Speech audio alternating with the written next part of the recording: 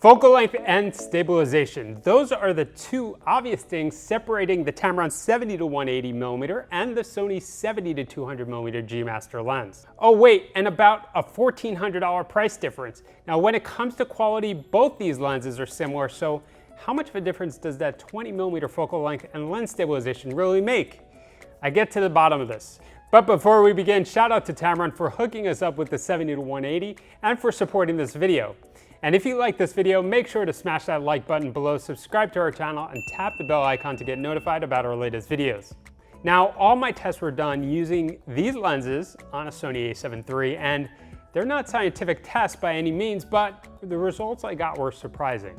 When it comes to the focal length, the Tamron lens is a bit unconventional with its 70 to 180 mm focal length, as most similar lenses have a 70 to 200 mm focal length.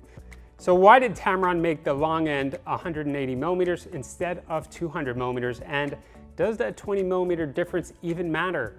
Well, according to Tamron, reducing the focal length by 20 mm allows the lens to be 25% smaller and 45% lighter.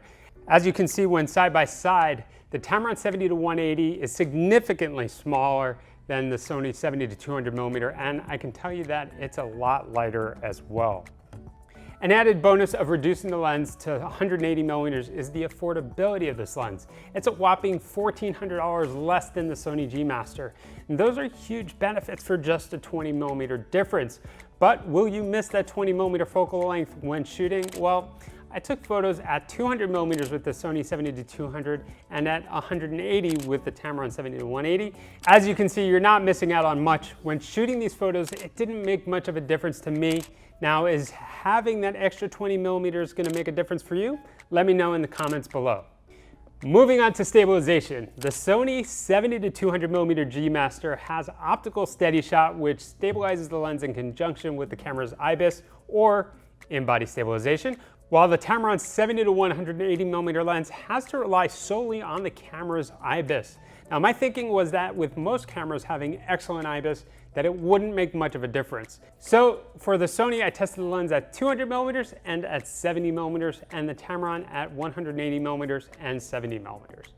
I set the camera to shutter priority and set the ISO to auto.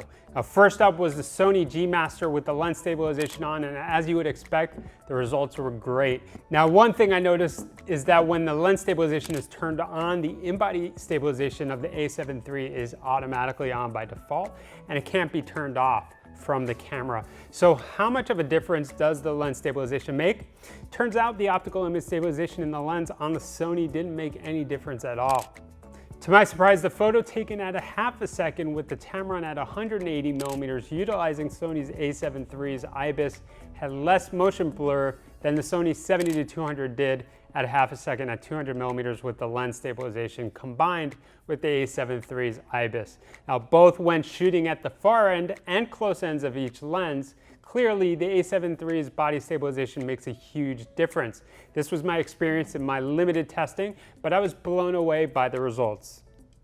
What do you think? Is having that extra 20 mm focal length important to you now, knowing how many benefits you get from the reduced size, weight, and affordability? Let me know in the comments below. There's a lot to be excited about with the new Tamron 70 to 180 mm for Sony mirrorless cameras. Now, with its new VXD motor, the autofocus speed, accuracy, and smoothness has gotten a huge upgrade, all while managing to keep it extremely quiet. Now, make sure to check out the video we did testing out the Tamron 70 to 180 mm autofocus speed test and accuracy. And if you're interested in learning more about the Tamron 70 to 180 mm lens, I'll leave a link in the description below. If you like this video, remember, hit the thumbs up button below, subscribe to our channel, and tap the bell icon. Thanks for watching, and we'll see you in the next video.